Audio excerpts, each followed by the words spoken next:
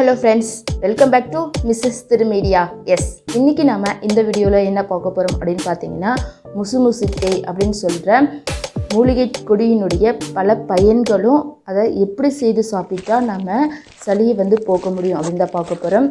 Friends, இதை கிராமப்புறங்களில் இப்பொழுதுமே பார்த்தீங்கன்னா மாமூலி ஆயிலேயம் அப்படின்னு தான் சொல்லுவாங்க. இது தூதுவளை போலவே இருக்கும், ஆனால் முசுன்னு சின்ன சின்ன ரோமங்களை கொண்டு இருக்கும். ஆனால் சுனம் மாதிரி இருக்கும். இது கம்பளி பூச்சில் இருக்க ரோமம் மாதிரியும் இருக்கும். இது சாதாரணமாக எல்லா இடத்துலையுமே வளரக்கூடியது. எந்த ஒரு சின்ன கம்பி மாதிரி கிடைச்சாலும் அதை அப்படியே பற்றிக்கிட்டு அப்படியே பெருசாக கொடி போல் படர்ந்து வளரும். இது நாள்பட்ட சளி, நெஞ்சு சளி, தொண்டை சளி, மூக்கில் நீர் வடிதல், ஜலதோஷன்னு எப்படிப்பட்ட கபமாக இருந்தாலும் அதை சரி செஞ்சிடும்.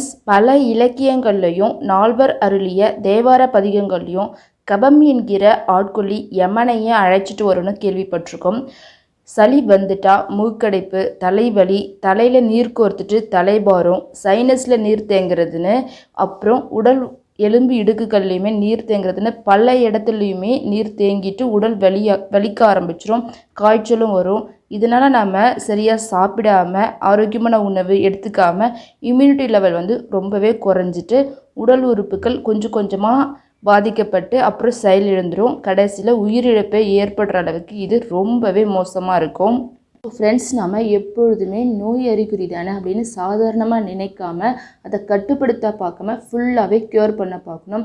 இப்போது நாம் முசுமுசுக்கை கீரையில் எப்படி துவையல் செய்து அனைத்து வகையான கப அறிகுறிகளையுமே சரி செய்கிறது அப்படின்னு பார்க்க போகிறோம். வாங்க, தேவையான பொருட்கள் பார்த்துடலாம்.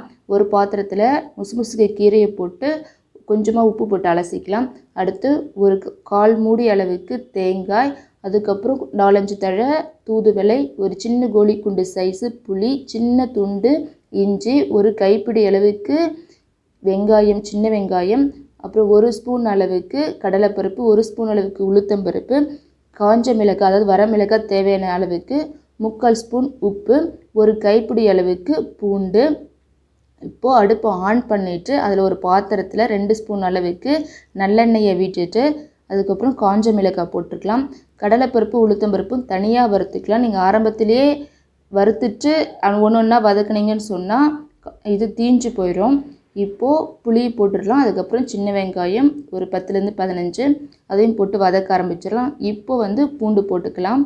அதுக்கப்புறம் பார்த்தீங்கன்னா இப்போ உப்பு ஆட் பண்ணாதீங்க, ஏன்னா அடி பிடிச்சிரும் சீக்கிரத்தில். அதுக்கப்புறம் பார்த்தீங்கன்னா ஓரளவுக்கு வதங்கின பிறகே போட்டுக்கலாம். இப்போ ஒரு துண்டு இஞ்சி போட்டுட்டு வதக்கிக்கலாம். அடுத்து உப்பு போட்டு வதக்கிக்கலாம் இப்போ இந்த ஸ்டேஜில். அதுக்கப்புறம் ஒரு 4-5 தடவை சொன்ன தூதுவளை தான், அதையும் போட்டுக்கலாம். இந்த காம்பினேஷனில் செஞ்சால் சூப்பராக இருக்கும். உப்பு போட்டு வாஷ் பண்ணிக்கலாம், ஏன்னா வீட்டுக்கு பக்கத்தில் நடைபாதையில கிடச்சிது, அதனால தான். இதையும் நல்லா வதக்கிக்கலாம் போட்டுட்டு. ஒரு ஃப்ரெண்டு ஷேர் பண்ணியிருந்தாங்க வாட்ஸ்அப்பில், ஃப்ரெண்டு நீங்கள் செய்கிற துவையெல்லாம் பார்த்தீங்கன்னா காரம் கம்மியாக தான் இருக்குது அப்படின்ட்டு. நான் அல்சர்லேருந்து ரெக்கவர் ஆன பேஷண்ட்டு, அதனால் கம்மியாக தான் சாப்பிடுவேன். உங்களுக்கு எவ்வளோ தேவையோ அந்தளவுக்கு ஆட் பண்ணிக்கோங்க. முடிஞ்ச வரைக்கும் நம்ம உணவில் காரம் கம்மியாக சாப்பிட்றது நல்லது. இப்போ இந்த ஸ்டேஜில் தேங்காய் துருவல் போட்டுக்கலாம். அதையும் நல்லா வதக்கிக்கலாம். ரொம்ப சிம்மில் வச்சுட்டே வதக்குங்க, அடி பிடிச்சிரும். அடி பிடிச்சிட்டா தீஞ்சு போய்ட்டு வேறு டேஸ்ட் கொடுத்துரும். இப்போ அதை ஆஃப் பண்ணிவிட்டு ஆற வச்சுட்டுங்க. இப்போது வேறு ஒரு பாத்திரத்தில் கடலைப்பருப்பும் உளுத்தம்பருப்பும் வறுத்துட்டு போட்டுக்கலாம். நல்லெண்ணெய் வச்சுட்டு இதை நம்ம தாளிக்கு யூஸ் பண்ணிக்கலாம். ஆறின பிறகு மிக்ஸி ஜாரில் போட்டு நம்ம அரைச்சி எடுத்துகிட்டு வந்துடலாம். நல்லா கண்மை போல் அரைச்சிட்டு வாங்க, இந்த மாதிரி கன்சிஸ்டன்சியில் வாங்க. அடுத்து தாளிக்க ஆரம்பிச்சிடலாம்.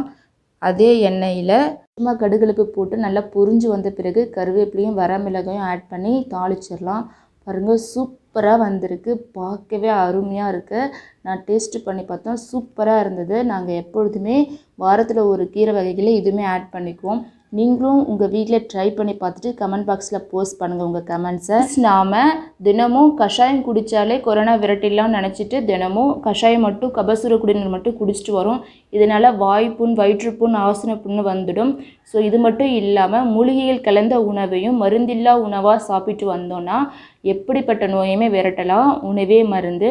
ஸோ இதுக்கு முன்னாடி வீடியோஸில் நான் தும்பைக்கீரை கடையில் எப்படி செய்கிறது, தூதுவளை துவையல் எப்படி செய்கிறது, அதனுடைய பெனிஃபிட்ஸ் என்னென்னு போட்டிருக்கேன். பார்க்காதவங்க கீழே டிஸ்கிரிப்ஷன் பாக்ஸில் லிங்க் கொடுத்துருக்கேன், பார்த்துக்கோங்க. Okay friends, thank you.